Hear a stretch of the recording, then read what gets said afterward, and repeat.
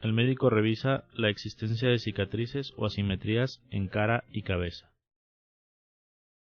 Luego procede a palpar la superficie del cráneo para buscar la existencia de exostosis o endostosis, buscando alguna hendidura o elevación, incluyendo la parte posterior del cráneo. Para revisar la articulación temporomandibular, se le pide al paciente abrir y cerrar la mandíbula, y al palpar a ambos lados se puede sentir el movimiento. Para comprobar un buen movimiento, el paciente debe de poder introducir 3 dedos en su boca. Otra técnica para revisar la articulación temporomandibular es introduciendo ambos dedos índices en los conductos auditivos externos del paciente, con la yema de los dedos dirigidos hacia la parte anterior. Mientras el paciente abre y cierra la mandíbula, se sentirá el movimiento de la articulación en la punta de nuestros dedos.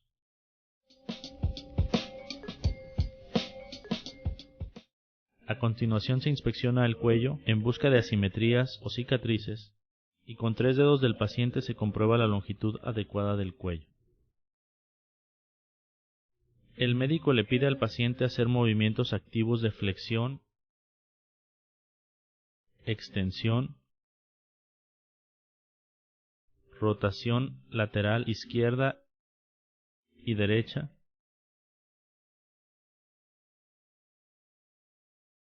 así como inclinación hacia ambos lados, izquierda y derecha. Estos movimientos se pueden realizar también oponiendo resistencia.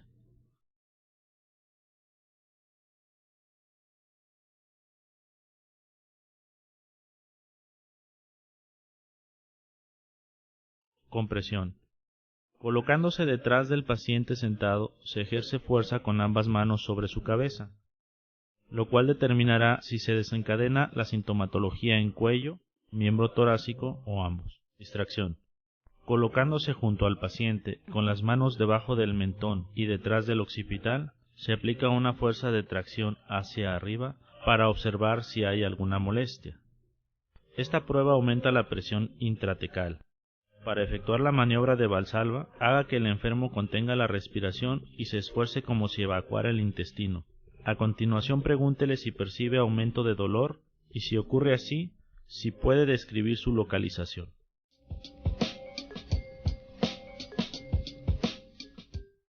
Inspección.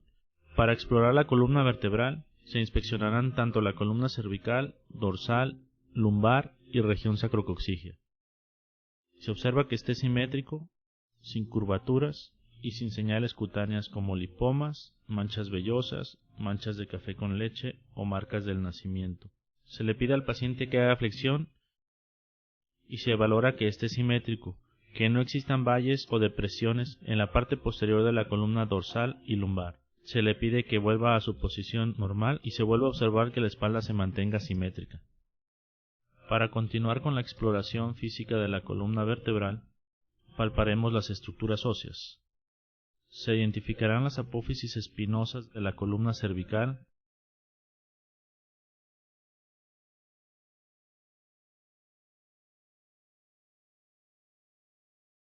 de la columna dorsal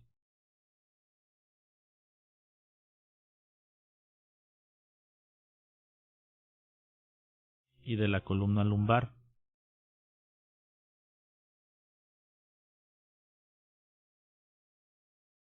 Se llegará al promontorio sacro, la unión de L5 con S1,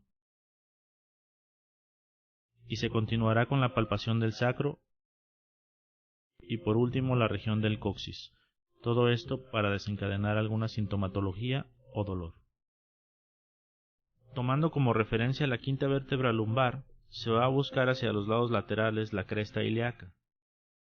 Se verifica que su altura sea simétrica. A continuación se dirige hacia la parte posterior del sacro y se identifica la espina ilíaca posterior-superior. Para la exploración de la zona del nervio ciático, se le pide al paciente que flexione la cadera a 90 grados. Siguiendo el eje del fémur, llegaremos a la zona del trocánter, y entre el trocánter mayor y la tuberosidad isquiática se encuentra la zona del nervio ciático. Deberemos hacer presión con firmeza en dicho punto para palpar el nervio, el cual suele ser poco palpable. En caso de una hernia de disco o una lesión que ocupe espacio, al hacer presión se desencadenará esta sintomatología. La exploración continúa palpando la región de los músculos abdominales en reposo, los rectos anteriores en cada uno de los cuadrantes. Estos músculos son un factor clave de sostén de la columna lumbar normal. La debilidad da por resultado aumento normal de la lordosis lumbar. La palpación se debe continuar hasta la región inguinal. El dolor en la región inguinal suele indicar alteración patológica en la articulación de la cadera. Para palpar los músculos abdominales, haga que el enfermo cruce los brazos sobre el tórax y trate de levantarse de la mesa. A continuación palpe cada segmento de los rectos abdominales y percátese de la debilidad o el déficit muscular que haya. Para valorar los arcos de movilidad de la columna, se le pide al paciente en bipedestación realizar flexión hacia adelante con las rodillas extendidas e intentar tocar el suelo con la punta de sus dedos. Para someter a prueba la extensión de la columna, póngase a un lado del enfermo y coloque una mano sobre el dorso del mismo, de modo que la palma descanse sobre la espina ilíaca posterior y superior y los dedos se extiendan hacia la línea media. A continuación, pídale que se doble hacia atrás hasta donde pueda y use su mano como punto de apoyo de este movimiento. Para someter a prueba la rotación de la columna lumbar, se le pide al paciente que sin rotar la cadera gire hacia un lado y posteriormente hacia el otro. Se deberán comparar estos dos movimientos.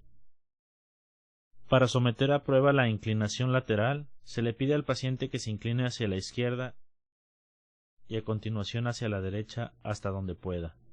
Observe hasta dónde puede inclinarse hacia cada lado y compare los arcos de movilidad. Pida al enfermo que se acueste en decúbito supino en la mesa de exploraciones. Levante la pierna hacia arriba con sostén del pie. El grado al que puede ser elevada la pierna sin malestar o dolor puede variar.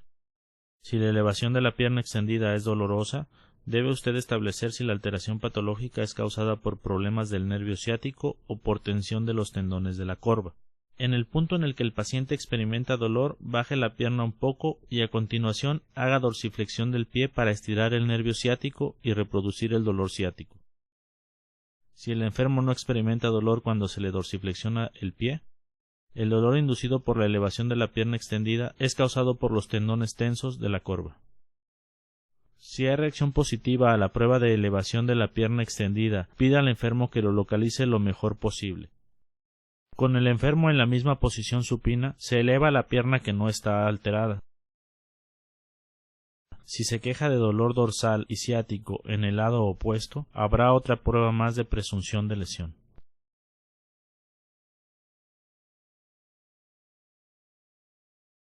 Esta prueba ayuda a establecer si el enfermo simula al señalar que no puede levantar la pierna, y debe ser efectuada junto con una prueba de elevación de la pierna extendida.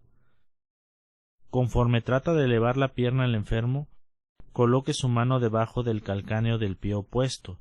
Cuando el enfermo trata de manera genuina de levantar la pierna, efectuará presión sobre el calcáneo de la pierna opuesta para obtener apoyo. Usted percibirá esta presión hacia abajo en su mano. Prueba de Kernig. Se trata de otro procedimiento que tiene por objetivo estirar la médula espinal y reproducir el dolor. Con el paciente en la misma posición de supino, hágalo poner ambas manos por detrás de la cabeza para que haga flexión forzada de la misma hacia el tórax. Se puede quejar de dolor en la columna cervical y en ocasiones en la parte baja del dorso o en las piernas, lo que indica irritación meningia, afección de raíces nerviosas o irritación de la túnica de la dura madre de las raíces nerviosas. El paciente en decúbito supino eleva ambas piernas extendidas a 5 centímetros de altura durante 30 segundos. Esta maniobra estira el músculo psoas ilíaco y los músculos abdominales anteriores y aumenta la presión intratecal. Si el enfermo puede conservar esta posición durante 30 segundos sin dolor, se descarta la presencia de lesiones. Pida al enfermo que haga un esfuerzo como si tratara de evacuar el intestino. Esto aumenta también la presión intratecal. Si el esfuerzo le produce dolor en el dorso o dolor que se refleja por las piernas, hay alguna alteración patológica que produce aumento de la presión intratecal o abarca la propia teca. Prueba de estremecimiento pélvico. Para valorar la estabilidad de las articulaciones sacroilíacas, con el paciente en posición supina, se colocan los pulgares por dentro de las espinas ilíacas anterior y superior, con el resto de la mano en la parte lateral de la cresta ilíaca y se aplica fuerza hacia afuera y hacia adentro para comprobar que no haya movimiento. Prueba de Patrick. Esta prueba se aplica para descubrir alteraciones patológicas de la cadera, lo mismo que de la articulación sacroiliaca. Pida al enfermo que se conserve en decúbito supino y coloque el pie del lado afectado sobre la rodilla opuesta. Para someter a tensión la articulación sacroiliaca, extienda los arcos de movilidad colocando una mano sobre la articulación de la rodilla en flexión y la otra mano sobre la espina ilíaca anterior y superior del lado opuesto. Haga presión hacia abajo en cada uno de estos sitios. Revisamos que exista simetría hacia ambos lados del tórax, que no exista la presencia de heridas o marcas que nos indiquen lesiones previas. Debemos revisar la escotadura supraesternal, la articulación esternoclavicular, continuarnos hacia el lado lateral a través de toda la clavícula hasta llegar a las articulaciones acromioclavicular, continuar con la palpación del acromion y por último la apófisis coracoides. La exploración física del tórax se puede facilitar a través del trazo de líneas verticales.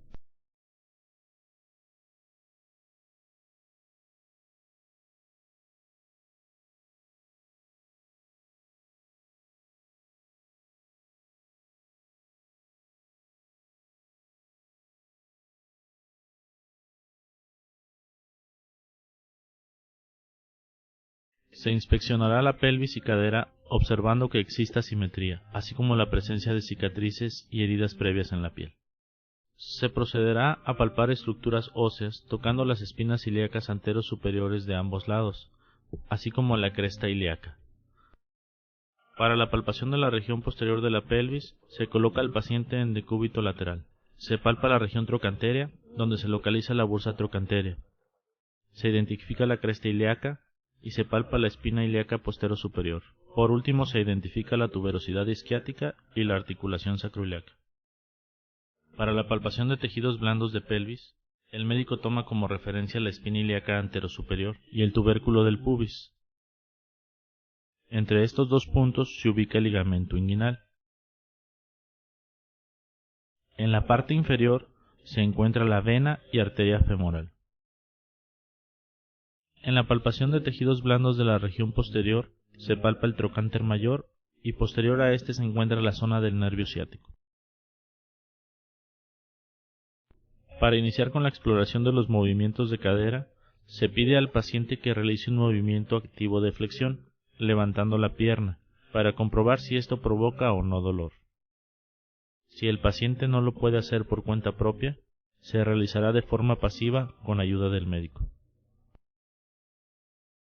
Con el paciente en decúbito prono, el médico le solicita efectuar un movimiento de extensión de cadera.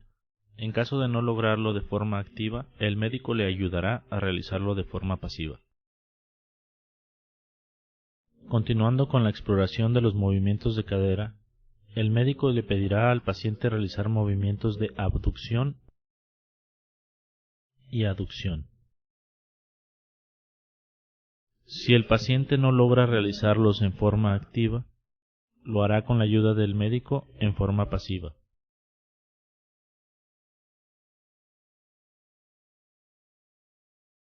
Para valorar el glúteo medio, se le pide al paciente que flexione la cadera contraria a 90 grados.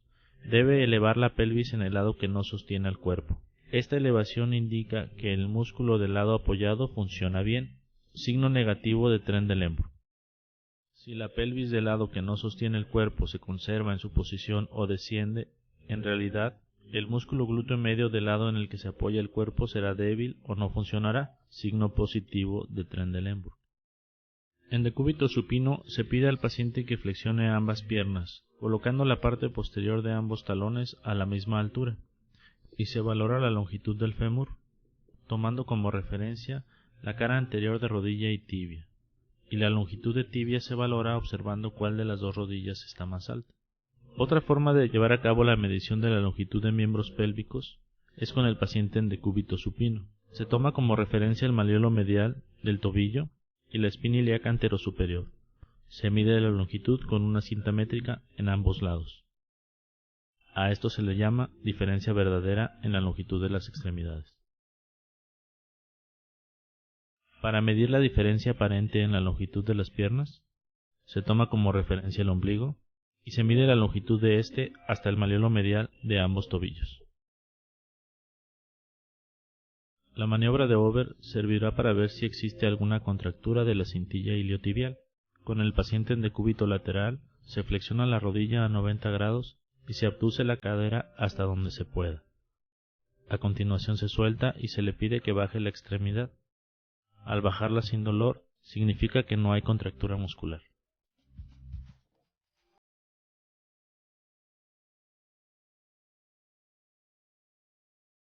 Inspección. Se observa el miembro torácico verificando que estén simétricas ambas clavículas y hombros. Se busca en la piel cicatrices, heridas previas o cambios de coloración. Las estructuras óseas que el médico debe palpar son el esternón, la escotadura supraesternal, la articulación esternoclavicular, en búsqueda de dolor, inestabilidad o crepitaciones. Se palpa la clavícula hasta llegar a la articulación acromioclavicular y se siente como un reborde en la porción superior y lateral de la clavícula. Posteriormente se toca el acromion y en la parte inferior interna de este se localiza la apófisis coracoides. Vamos a sentir la cabeza del húmero. Vamos a flexionar un poquito el codo, hacer movimientos para sentir el húmero y ahí vamos a sentir la corredera bicipital. Para la palpación de la parte posterior del hombro se sigue la clavícula hasta llegar al acromion. Se identifica la espina del omóplato hasta llegar al borde medial o vertebral del omóplato y se continúa por todo el borde en búsqueda de alguna deformidad o punto doloroso hasta llegar al vértice inferior interno del omóplato.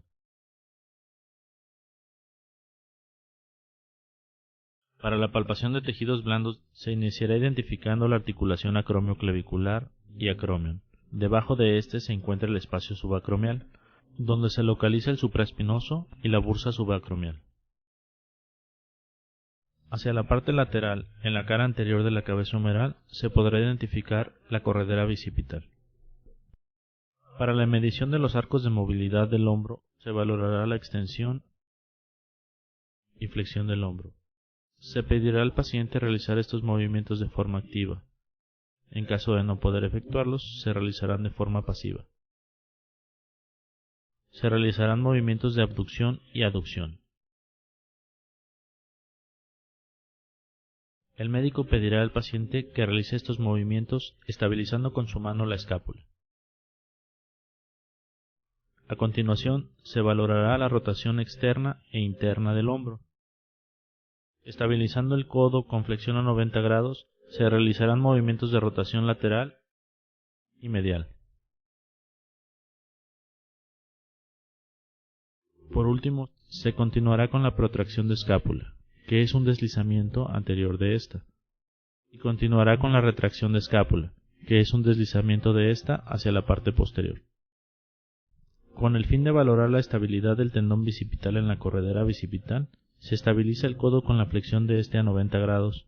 Se le pide al paciente que haga supinación y rotación externa del hombro mientras se opone resistencia con una mano y con la otra se palpa la corredera bicipital. Caída de brazo.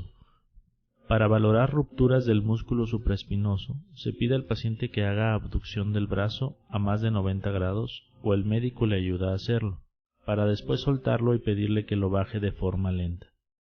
Si no hay dolor o caída súbita, el músculo se encuentra íntegro. Prueba de aprehensión o prueba de inestabilidad anterior del hombro. Para valorar una luxación o inestabilidad, se realiza flexión del codo a 90 grados, abducción a 90 grados y rotación lateral del hombro, para posteriormente ejercer una fuerza por la parte posterior del hombro y tratar de desplazar la cabeza del húmero hacia adelante. Prueba de pinzamiento de hombro de Neer. La maniobra de Neer para pinzamiento de hombro se realiza estabilizando la escápula con una mano, mientras que con la otra se eleva el brazo del paciente, haciendo una extensión del hombro. Si se desencadena dolor en la región subacromial, indicará un pinzamiento del mango rotador. Para intensificar la prueba de Neer positiva, se realiza la prueba de Hawkins.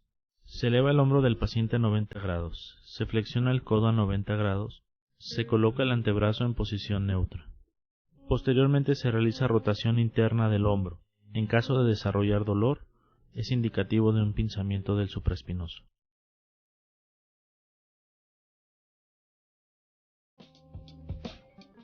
Se inspecciona el codo en búsqueda de simetrías o desviaciones de este para proceder con la palpación. Para la palpación de las estructuras óseas del codo, el médico comienza por el borde medial, identifica la tróclea, epitróclea y por encima encuentra la línea supraepitroclear. En la parte posterior se palpa el olecranon, que es una superficie ósea muy prominente,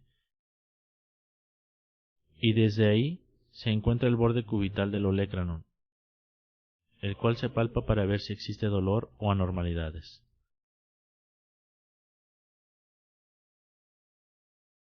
Se continúa con el epicóndilo, la línea supraepicondilia en el húmero, y arriba del olecranon se encuentra la fosa olecraniana del húmero. Hacia el lado medial se encuentra el nervio cubital y hacia el lado lateral se palpa la cúpula radial haciendo movimientos de pronosupinación. Palpación de tejidos blandos. Sobre la cara medial se encuentran los músculos pronadores y flexores de la muñeca. Y por la parte de la epitróclea en la región posterior se palpa la región del cubital. En la parte posterior se palpa la bolsa del olecranon y el músculo del tríceps. Para la exploración lateral de los tejidos blandos del codo se identifica la musculatura supinadora enfrente del cóndilo.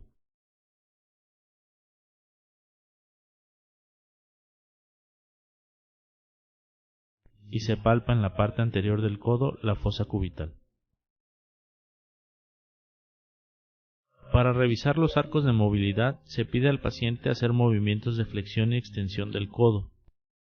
Posteriormente, estabilizando el codo, se pide realizar movimientos de supinación y pronación. Para comprobar los reflejos del músculo bicipital, el médico identificará el tendón bicipital. Se colocará nuestro dedo sobre este y se golpeará con el martillo de reflejos para observar la contractura del músculo bíceps.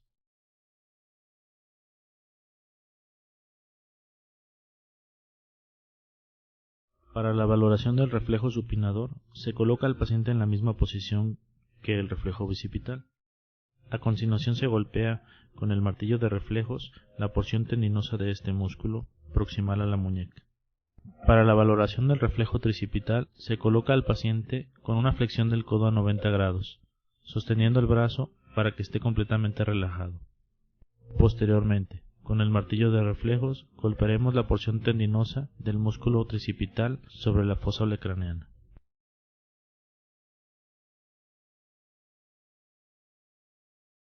Maniobras de estabilidad del codo. Para observar la estabilidad del codo, el médico con una mano estabiliza el borde distal del húmero y con la otra, con el codo del paciente en extensión, realizan maniobras de valgo y varo. Para la exploración del nervio cubital, se colocará el codo en flexión de 90 grados. Identificaremos el olecranon y la epitróclea. Entre estas pasa el nervio cubital. Daremos un golpe en esta región. En caso de irritación del nervio, el paciente sentirá dolor u hormigueo hacia el antebrazo. Para la exploración de la muñeca se inicia con la inspección de esta, buscando simetría, deformidades o presencia de cicatrices a ambos lados. Posteriormente, fijando el antebrazo con una mano, realizaremos movimientos de flexión, extensión, desviación cubital y desviación radial, todos estos de forma pasiva y activa. Para la valoración del síndrome del túnel del carpo o irritación por compresión del nervio mediano, se realizará la maniobra de Tinel y Fall. En la maniobra de Tinel se dará un golpe sobre la región palmar, justo sobre el nervio mediano, lo cual desencadenará la sintomatología de este hacia la región tenar y del primer dedo. Otra maniobra que se puede realizar es la de Fallen, donde se pide al paciente que flexione sus manos y muñecas a 90 grados durante 30 segundos para ver si se desencadena la sintomatología. Para valorar la tendinocinovitis del primer compartimento dorsal de la muñeca, se sujeta el antebrazo del paciente y se pide al paciente que flexione el primer dedo, envolviéndolo con el resto de sus dedos. Posteriormente realizamos una desviación cubital de la muñeca para hacer una extensión de los tendones del primer compartimento dorsal. En caso de ser positivo, habrá dolor en la región del primer compartimento dorsal.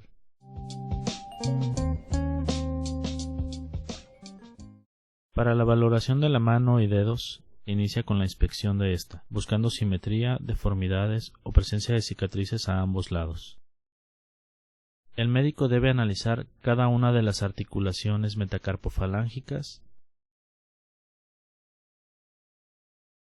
interfalángicas proximales, distales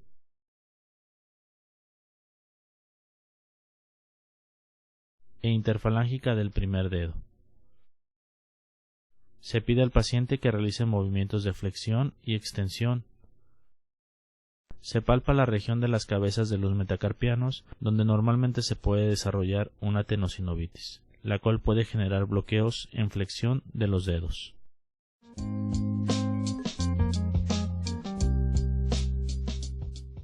Para la exploración de la rodilla, se busca en la piel cicatrices, heridas previas o cambios de coloración. El médico identifica primero la rótula. Hacia la parte inferior el tendón rotuliano.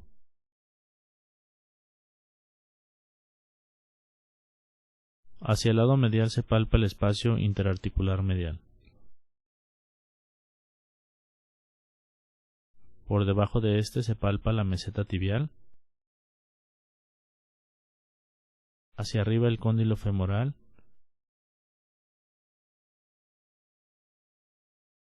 Y superior y posterior a este el tubérculo aductor. Continuando con la exploración pasamos al lado lateral. Se identifica nuevamente la rótula. Hacia la parte inferior se encuentra el tendón patelar. Hacia el lado lateral, en donde se hunden nuestros dedos, se encuentra el espacio interarticular.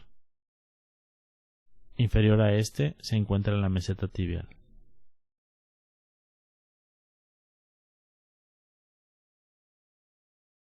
Por la parte superior del espacio interarticular se palpa el cóndilo femoral. Y en la parte posterior de la meseta tibial se encuentra la cabeza del peroné. Para la palpación de los tejidos blandos se debe identificar la rótula. Una vez identificada y hacia la parte proximal, se le pide al paciente realizar tensión con el cuádriceps para sentir el tendón del cuadricipital. Al relajar este nuevamente, la rótula se puede volver a desplazar. Se palpa la bolsa prerrotuliana y la bolsa infrarrotuliana superficial y profunda, justo donde se encuentra el tendón patelar. Más distal se encuentra la espina tibial anterior. Para la valoración de los meniscos, se pide al paciente colocar las rodillas en flexión. Una vez con la rodilla en flexión, se toma como referencia el tendón patelar. Se ubica el espacio interarticular medial, lugar donde se debe encontrar el menisco. Para palparlo y ver si hay dolor, dejamos nuestros dedos en esta región, mientras con la otra mano realizamos rotación medial de la tibia. En caso de una lesión, se desencadenará dolor.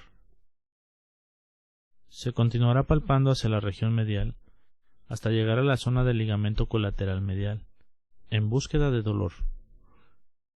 Y por último, se palpará el semitendinoso, semimembranoso y sartorio. Para inspeccionar los tejidos blandos de la cara lateral de la rodilla, el médico toma como referencia la rótula. Hacia la parte distal, el tendón rotuliano. Y yendo hacia el borde lateral se ubica una depresión, la cual es el espacio interarticular lateral. Se siente el menisco y se continúa hasta sentir el ligamento colateral lateral.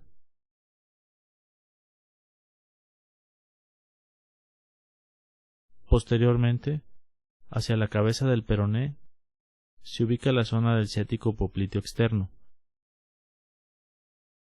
y en la parte posterior lateral la cintilla iliotibial.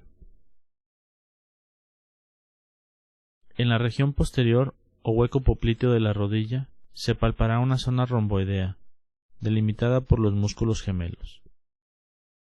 En medio de esta se palpará la arteria poplitea.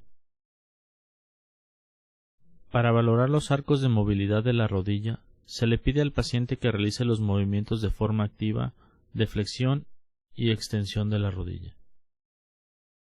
En caso de que el paciente no lo pueda realizar por cuenta propia, el médico asiste al paciente sujetándolo del tobillo y muslo para realizar la flexión y extensión de ésta.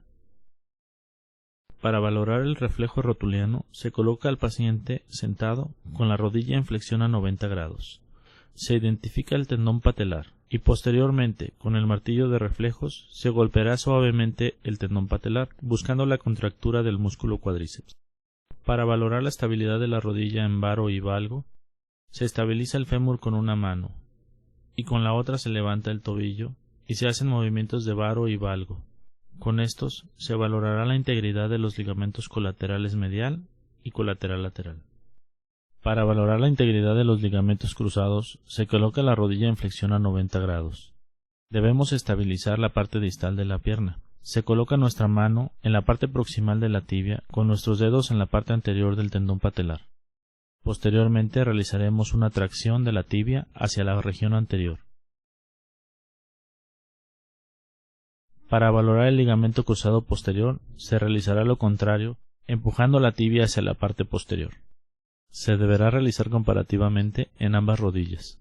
Maniobra de compresión y distracción de Apley para valorar los meniscos de la rodilla. Se coloca al paciente boca abajo con la rodilla en flexión a 90 grados. Se aplica una carga axial sobre el eje de la tibia. Posteriormente, manteniendo esta carga axial, se realiza rotación medial y lateral de la tibia, para ver si esto desencadena dolor. Se le pide al paciente que identifique la zona del dolor. La maniobra de distracción es lo opuesto. En ella el médico estabiliza la porción distal del fémur y realiza distracción de la tibia hacia la parte superior. Esto servirá para distinguir una patología ligamentaria de una de meniscos. Para valorar la luxación o subluxación de la patela, se coloca al paciente en decúbito dorsal y con la pierna extendida. Posteriormente se identifica la patela y se realizan movimientos sostenidos laterales y mediales de esta, para ver si se logra su luxación o subluxación. Para valorar la fricción de la patela en contra del fémur, en la misma posición se realizan movimientos distales y proximales de la patela, realizando una presión sobre la patela para ocasionar la fricción de esta con el fémur. Le pediremos al paciente que nos indique si esto ocasiona dolor. Para valorar la existencia de derrames o edemas en la rodilla, se comprime con la mano la parte superior e inferior de la rodilla, obligando al líquido de derrame dirigirse a la única parte libre, en este caso el cuadrante inferior lateral. El médico debe de palpar con la otra mano la existencia de líquido libre en esta zona. Continuando con la exploración de tobillo, se inicia con la inspección, revisando la presencia de edemas, deformidades evidentes o la presencia de equimosis en las regiones maleolares. Se deberá palpar los maleolos medial y lateral. Se deberán palpar los ligamentos peroneo-astragalinos anteriores, comúnmente los más lesionados en el esguince de tobillo.